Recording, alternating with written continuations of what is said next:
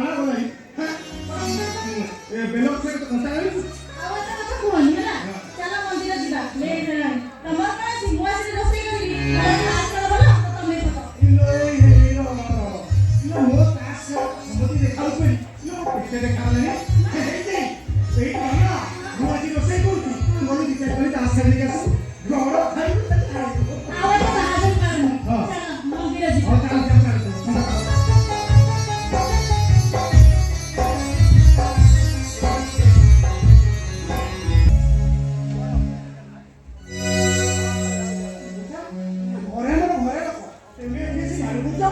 Iyo bapak, mari kita झाड़ू पड़ा हुआ देखा,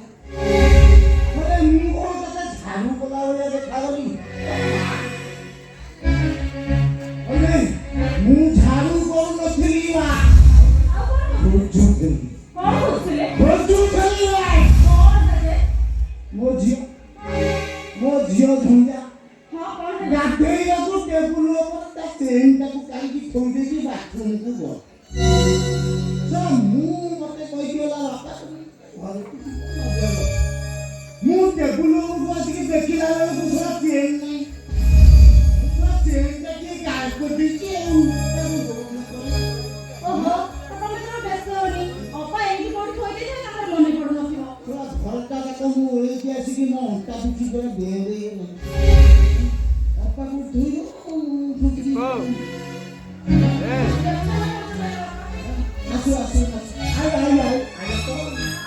बापा तो चेन का मिले चेन का मिले नहीं क्या थोड़ी दी गनु की नदी की गनु आई आउ तो लोग चेन ना ओले ओले ता मां मोर की ना मो चांदी तो लागी लाई तो सब मिनट के भीतर चेन का अपने गाल में कहां लोग का घर को कहीं असली हां जदी आई जोसी का बोका लागी तो जांडो तू पूरा आनी जांडो ओले ओले मन में जाउची सपुरी ओले दो मां मोर छाड़ी मुनी झांकी दो छत तमे तो व्यस्त होनी वो मंदिर रे हम मिस्त्री की चिंता कर सका सही छे हो घर लोग के भी बाहर को जाई परबी तो चेन चोरी नहीं करे घर लोग के भी बाहर को जाई परबी ओ बाबा अब इन समझा चिंता पाई ना क्या नहीं पाई चेन का कहानी सुने चोरी ही जाई ए समझा तू समिति कौन देख ए घर के काई चोरी करबो एते परे छोटा करबे ना कोन छोटा पिल्ला से नाती तो छोटा लोग को दछती झंडा कौन कहलो काम तू अरे समिति जमा कोनी एठू के काई की ना ताछा तू काहा को संदेह करू मनुआ मैं ना मानी को झंडा 40,000 कथा दूरर 40 लक्ष टका भी एठी दिले सियाड़ी को केही जानिबेनी अच्छा अरे चेनटा मिलला तेरे मिलेगी कि मिलना संभव नहीं क्या करो वो चैन जो दियो में एक बार दुनिया लगे कभी नहीं हो और चैन यहाँ से जाता समझ तू बुझी समझ बुझो हाँ तमे चेनटा देखिछी नहीं जानू एबे वो झंडा बात को सुनेगी हां भाई अरे तू चेनटा देखिछी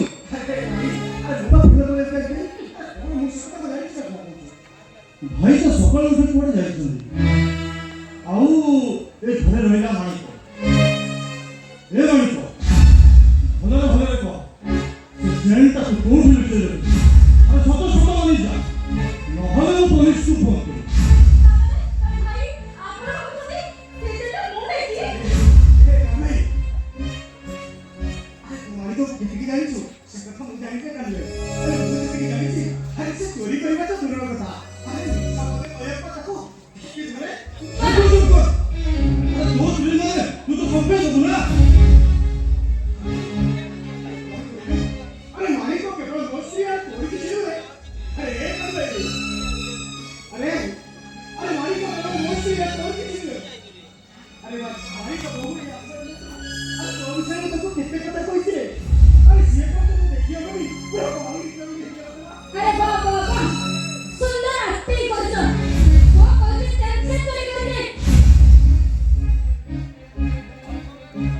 뭐라고?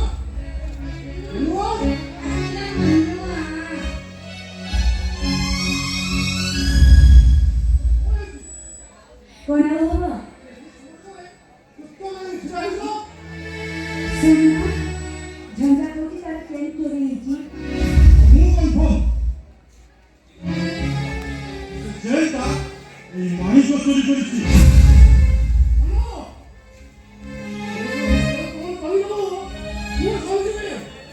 그래 많이 거나 다른데 뭐 하루 파락거리 해야지.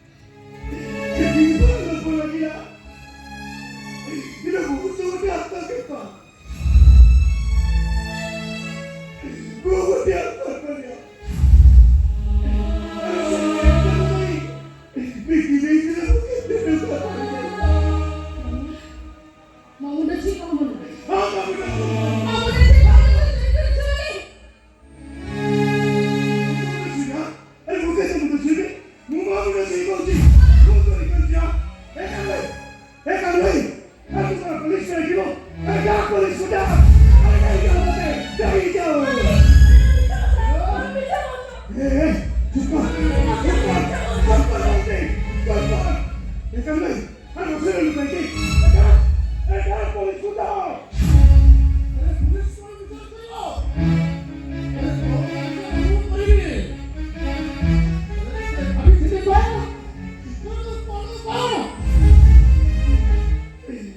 চুরি করেছি চুরি কথা বলতে কথা বলতে ভাই তুই বড় ভাই বড় বলতে সরকার পারবো না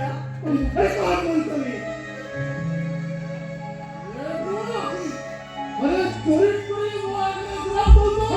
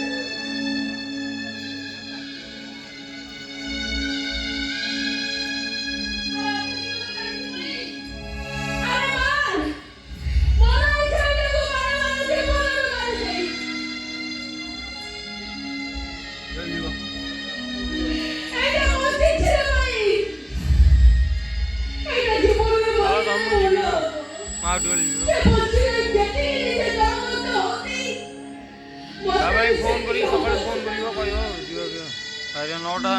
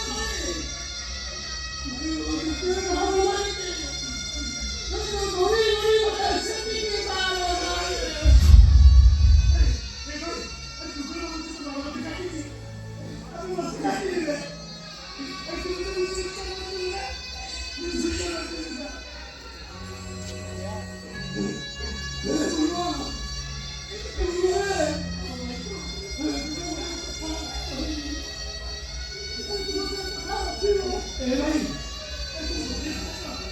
अरे बोलो अरे मां अरे मारी तुमने तू घर खाली चली जा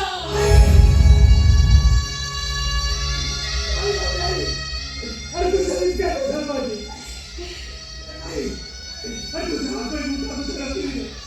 तेरे को मैं छड़ी का पता है भाई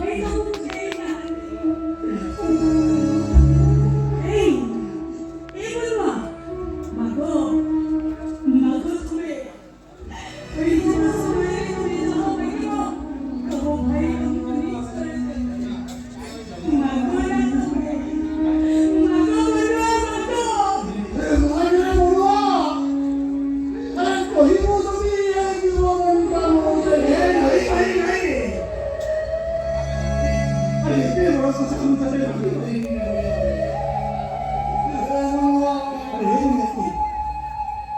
아니 이거 나왔어요 아니 도마도 가는 게 아파 아니 왜 아니 잠자리 거려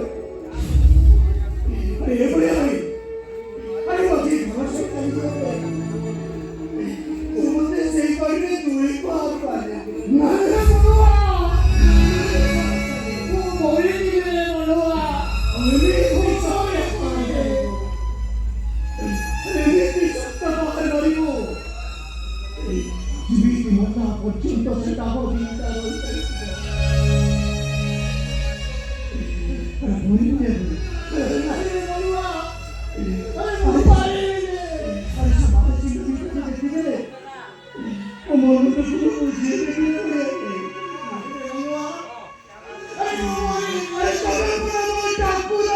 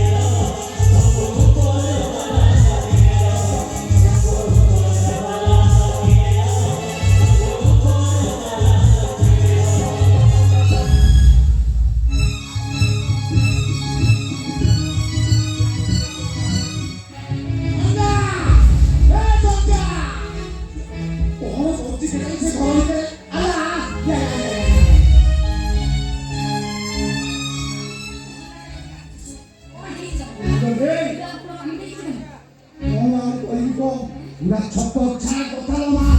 କଣ କରୁଥିଲୁ କହିଲି କଣ କରୁଥିଲୁ କାଇଁ ଏଠି ଏ ଯୋଉ ତୋ ଦେହସ୍ଥ ଆଉ ଲୁ ପରସ୍ତ କରୁଛି ଟଙ୍କା ଘରେ ଦୂର 3 ବିঘା କୋଟରେ ଗୁଡେ ନନେଲୁ ଦି ଭାଇ ଯାକ ମେଡିକାଲ ବାହାରୁଛି ମେଡିକାଲ ଆଉ ମୁଣ୍ଡ ରୋଗ ଅନେଇଲୁ ମୁଣ୍ଡଟା ଘୁରେଇଦେଲା ମୁଁ ତାକୁ ତ ଟେକିକି ନେଇକି ଅକେରେ ବସେଇଲି ମୁଁ ଦେଖିଲା ବେଳକୁ 3-4 ହଜାର ଟଙ୍କା ବିଘା ବସରେ ଘୁରେଇ ତାକୁ ପୁରା ମେଡିକାଲ ନେଇକି ଯିବାକୁ ବାହାରୁଛୁ ବାପା ମା ତେରଶହ ମହାଶୟ ମୁଣ୍ଡ ଉଲା ରୋଗଟା ନା ଏଟା ନିତିଦିନିଆ କଥା ଏ ମୁଣ୍ଡ ରୋଗ ଯଦି ଏମିତି ବାହାରିବ ତାହେଲେ ତ ପୁରା ଛକ ଛାଡ଼ ହେଇଯିବ ତମେ ହଉଛ ଗୋଟେ ୟୁଜଲେସ୍ ବାପା କଣ ବିଶେଷ କିଛି ବୁଝିବନି କଣ ଆରେ ଟଙ୍କା ଯେତେବେଳେ ସେ ପୋଷ୍ଟରେ ପୁରେଇଲେ ସେ ପୋଷ୍ଟଟା ପୁରି ଚାଲି ଆସିଲାଣି ଆଉ କାହିଁକି ଯାଉଛ ସେ ମୁଣ୍ଡର ଗିଆ ଦେଢ଼ଶୁର କଣ ଅଚଳ ଜାଣିନୁ ସେ ଟଙ୍କାଟା ପୁରା ଆମ କରଣା ଟଙ୍କା ସେଥିରେ ପୁଣି ମାସକୁ 3-4 ଥର ମୁଣ୍ଡ ଉଲା ରୋଗଟା ଏମିତି ବାହାରିବ ମାସକୁ ତ ଏମିତି 3-4 ଥର ବାହାରିଲେ ମାସକୁ 18,000 ଟଙ୍କା ଏମିତି ଆଉ ଖର୍ଚ୍ଚ ସେଥିରେ ପୁଣି ମେଡିସିନ ଇଞ୍ଜେକ୍ସନ ସବୁ ଅଛି ତା ମାମୁନି ମୁଁ ତ ଦେଖୁଛି ତୁ ପୁରା ଭିକାରୀ ହେଇଯିବ ବୁଝିଲ ବାପା ପୁରା ଭିକାରୀ ହେଇଯିବୁ ବରଦାନ କଣ ସେ ବଲି ଠାରରେ ବସିକି ଭିକ ମାଗି ଏ ବାପୁ ମାନେ ସେ ଭିକାରୀ ଗୋଟେ ୟୁଜଲେସ୍ ବାପା ଯଦି ମୁଁ ତମର ବୟସରେ ବଡ଼ ହେଇଥାନ୍ତି ଦି ଥପ୍ପଡ଼ ମାରିଥାନ୍ତି ଯେ ଗୋଟା ଜାଗା ସେନ୍ସଲେସ୍ ହେଇଯାଇଥାନ୍ତ ଆଉ ତମ ବାପାଙ୍କ ସ୍ମରଣ କରିନଥାନ୍ତ ତୁ ମୋ ଆଗରୁ ତୁ ଏମିତି କେମିତି ଗଳି ପଡ଼ିବା କେମିତି ଗଳି ପଡ଼ିବୁ ମଉସା ମଉସା ଆମେ ଏଠି ମେଡିକାଲ ଯାଇଥିଲୁ ଖବର ପଠେଇଥିଲେ କେମିତି ଖବର ପଠେଇଲେ ମରି ଯାଇଥିଲେ ସିନା ଖବର ପଠେଇଥାନ୍ତେ ଶୁଣ ବାପା ମୁଁ ତମକୁ କହିଦଉଛି ତମ ସ୍ୱାମୀଙ୍କର ମୁଣ୍ଡ ବୁଲା ରୋଗଟା ଏମିତି ପ୍ରତ୍ୟେକ ମାସରେ ବାହାରିବ କେତେ ଟଙ୍କା ଖର୍ଚ୍ଚ ହବ ତମେ ଜାଣିପାରୁଛ ତମେ କଣ ଭାବୁଛ ମୋ ସ୍ୱାମୀ ତ ସବୁବେଳେ ତମ ସାଙ୍ଗରେ ପାଇନି ମୋ ସ୍ୱାମୀ ବିକାରୀ ହେଇଥାନ୍ତୁ ଭଞ୍ଜା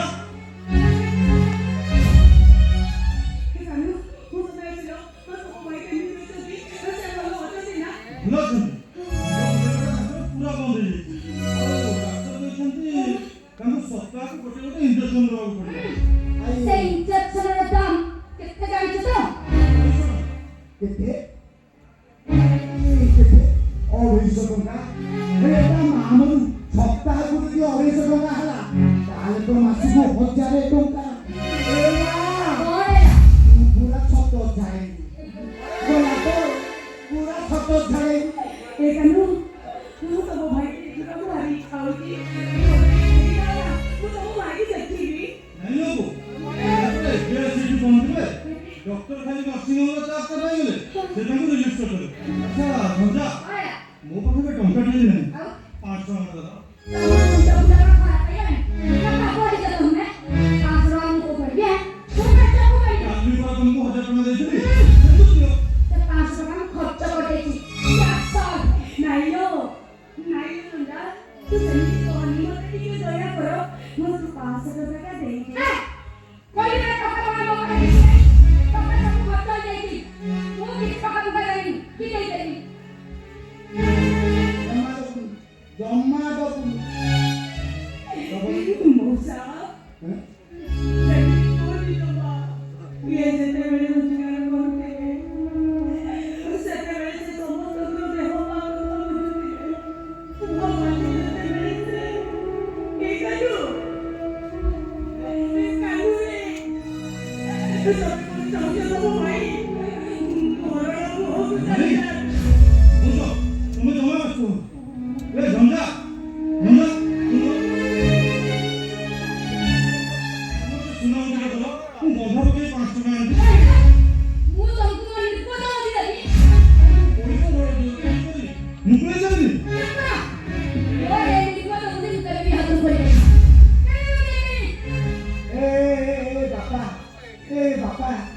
ଦେଖୁଛୁ ତମ ବହୁତ ସାହସ ମାନେ ବହୁତ ସାହସ ମୁଁ ଏଠି ଠିଆ ହେଇଛି ତମେ ମୋ ଆଗରେ ମୋ ଝିଅକୁ କହୁଛ ଖୋଲିବାକୁ ମୁଁ ଯଦି ଏଠି ନଥାନ୍ତି ତମେ ତ ମୋ ଝିଅ ଆଉ କଣ ଖୋଲିବି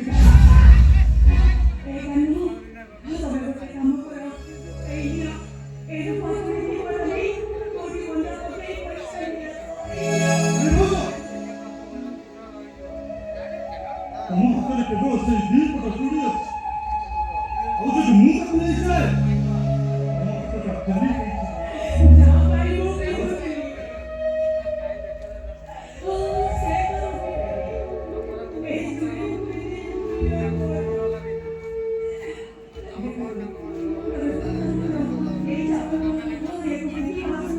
ନାଇଁ ନାଇଁ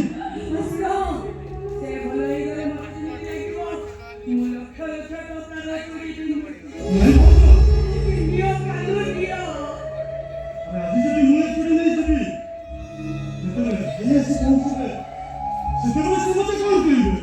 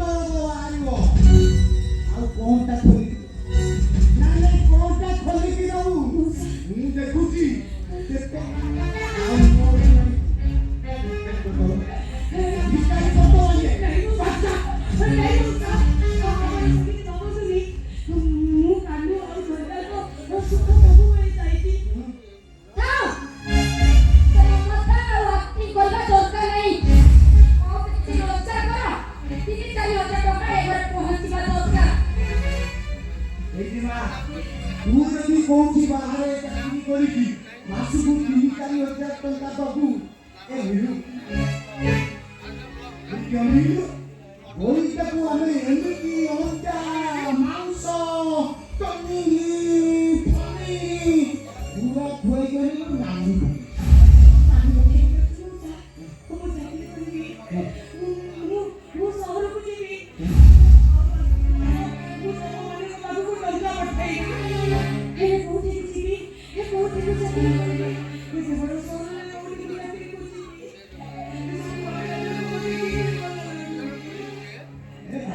ଯୋଉଠି ଯିବୁ ସେଠି ଚାକିରି କରୁ ଚାକିରି କଲେ ଅସୁବିଧା କଣ ତାହେଲେ ଠିକ ଅଛି ମୁଁ ଚାକିରି କରି କରୁଛି ଏ ମା ଗୋଟେ କାମ କରୁନ ମାକୁ ମୋର ଟଙ୍କା 200-300 ଖଣ୍ଡେ ଦବ କାଲି କୁଆଡ଼େ ଚାଲି ଏତେ ବାଟ ଯିବ କୋଉଠି ଖାଇବ କଣ କରିବ କୋଉଠି ରହିବ ପଚରା କେମିତି କରିବ ବଞ୍ଚିବ ଚାକିରି କରିଲା ବେଳକୁ ଲେଟ୍ ହବ ଏ ମା କାମ କରୁନୁ ଏବେ ବାହାରି ଏବେ ବାହାରି ମୁଁ ଯେତେବେଳେ ଚାକିରି କରିବି ତାହେଲେ ଏଇ ଛଡି ମୋ ପାଖରେ ଯିବି ହେଲେ ମୂଷା ତମକୁ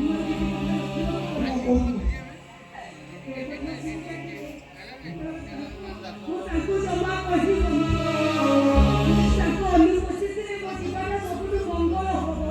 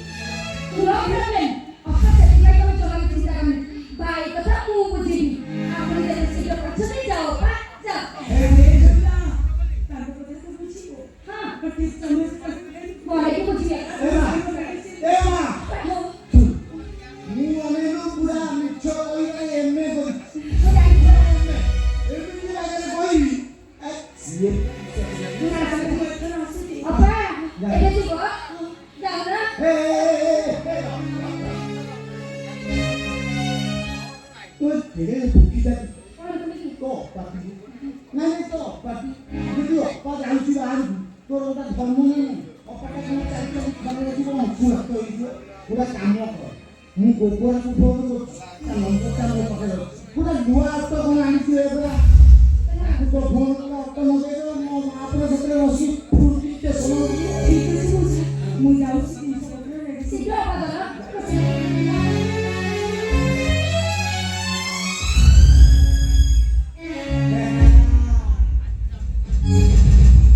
କେମିତି ହେଲା? ଝିଅ ବାପା ତୋତେ ପ୍ରବଳ ଆଉ ଏଥରକ ମାସକୁ 3-4 ହଜାର ଟଙ୍କା ଚାଲିଛି ଆଉ ଇନଷ୍ଟଲମେଣ୍ଟ ଦେବା ପାଇଁ କିଛି ବି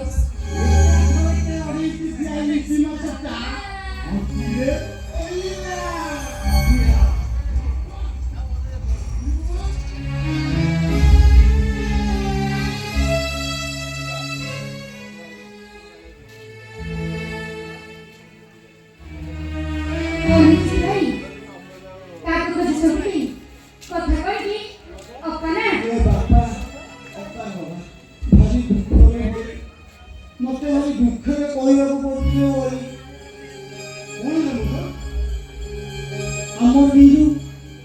ଆମ ନିରୁର କୋଉ ପିଇସି ସେ ପାଟନାଗର ନର୍ସିଂ ରୁମରେ ପଡୁଛି ଆଉ ବିଚାରିକି ପୁରା ପାରାଲେସ୍ ପଶ୍ଚାଘାତ ବିଚାରି ପାଖରେ କେହି ନାହାନ୍ତି ଏଠି ଏକଥା ଶୁଣିକି ପରା ନିରୁ ଆମର ତର ହେଇକି ବାହାରି ଯିବାକୁ ବସି ଭାଇ ଅପା ନା କାଟି କାଟି ପାଟଣା ଯିବେ ବୋଲି ବାହାରିକି ବସିଛନ୍ତି ପିଇସି ପାରାଲିସିସ୍ ହଁ ପରା ଏତେ ବଡ଼ ଦୁନିଆରେ ତାଙ୍କର କେହି ନାହାନ୍ତି। ସେ ସମ୍ପୂର୍ଣ୍ଣ ଭାବରେ ଏକୁଟିଆ। ମୋତେ ଛାଡ଼ିଦେଲେ ତାଙ୍କ ପାଖରେ ଜଗିବା ପାଇଁ କେହି ନାହାନ୍ତି।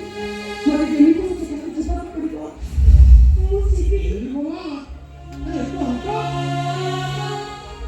ବେଳେବେଳେ ମଣିଷକୁ ଏମିତି ହଠାତ୍ ଯିବାକୁ ପଡ଼ିଥାଏ। ମଣିଷ ଯେତେବେଳେ ଆସିଥାଏ 10 ମାସ ଧରି ଆସିଥାଏ ଏବେ ଗଲାବେଳେ ଠିକ୍ ଏମିତି ହଠାତ୍ ଯାଇଥାଏ। ଅପା ଅପା ଅପା କ'ଣ ଏମିତି ଚାଲି ଚାଲିକି ଯିବେ ବାପା ତମେ ଗୋଟେ କାମ କର ଶୀଘ୍ର ଯାଅ ଗୋଟେ ରିକ୍ସା ନହେଲେ ଗୋଟେ ଅଟୋ ଡାକି ଆଣିବ ଅପା ଘରେ ଏମିତି ଚାଲି ଚାଲି ଯିବେ ଶୀଘ୍ର କର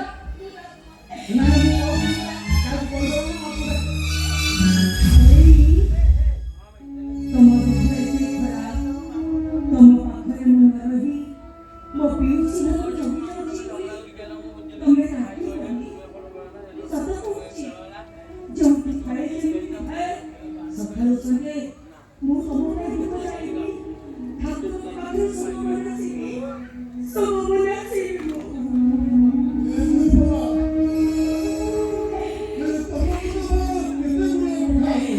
ତମେ କ'ଣ ମୋତେ କିଛି କହିବ କହୁନ କୁହ ତମେ କହିବାକୁ ଅଛି ହେଲେ ସମୟ ରହେ ନିରୁପମା ହେଲେ ତମେ ଚାଲିଯିବ ହେଲେ ତାକିବା ଚାଲିଗଲା ଚାଲିଗଲେ କୁହ ନିରୁପମା ତମକୁ ଛାଡ଼ି ଏ ରାକ୍ଷସ ପୂର୍ଣ୍ଣ ଏକୁଟିଆ ବଞ୍ଚିବି କେମିତି ଭଗବାନ ଏ କ'ଣ ଶୁଣୁଛି ମୋତେ ମାରି ଦଉନ କାହିଁକି ମୋତେ ମାରି ଦଉନ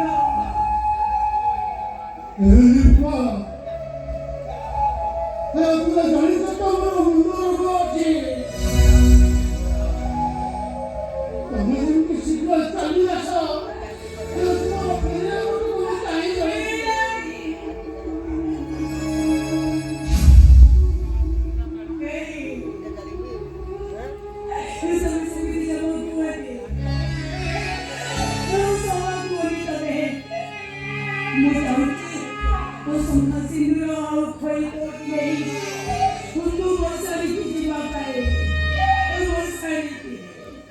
Dengan menimpa